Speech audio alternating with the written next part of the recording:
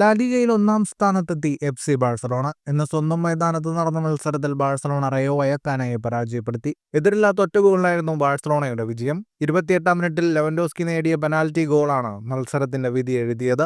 ആദ്യ പകുതിയിൽ വയോക്കാന കീപ്പറുടെ മികച്ച സേവുകൾ ബാഴ്സയെ ലീഡ് ഉയർത്തുന്നതിൽ തടഞ്ഞു. ബാഴ്സ കീപ്പർ ഷെസ്നിയുടെ മികച്ചൊരു സേവും ആദ്യ പകുതിയിൽ കാണാനായി. ആദ്യ പകുതിയിൽ ഒരു തവണ വയോക്കാനോ ബാഴ്സ വലയിൽ പന്തെത്തിച്ചെങ്കിലും ഓഫ്സൈഡിനെ തുടർന്ന് ഗോൾ നിഷേധിച്ചു.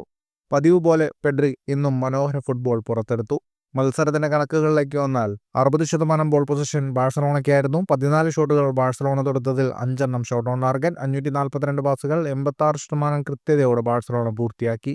9 ഷോട്ടുകളാണ് റയോ വയക്കാന തൊടുത്തത്. 4 ഷോട്ട് ഓൺ ടാർഗറ്റ്. വിജയത്തോടെ 24 മത്സരങ്ങളിൽ 51 പോയിന്റുമായി ബാഴ്സലോണ ഒന്നാം സ്ഥാനത്തെത്തി. രണ്ടാമതുള്ള റയൽ മാഡ്രിഡിനും 51 പോയിന്റാണുള്ളത്. എന്നാൽ ഗോൾ ശരാശരിയിൽ ബാഴ്സലോണ റയലിനെ മറികടന്നു. 50 പോയിന്റുമായി അത്ലറ്റിക്കോ മാഡ്രിഡ് മൂന്നാം സ്ഥാനത്തുണ്ട്. 35 പോയിന്റുള്ള റയോ വയക്കാന ലീഗിൽ 6ാം സ്ഥാനത്താണ്. ഫുട്ബോൾ ലോകത്തെ കൂടുതൽ വാർത്തകൾക്കും വിശേഷങ്ങൾക്കുമായി സ്പോർട്സ് കഫേ സബ്സ്ക്രൈബ് ചെയ്യുക.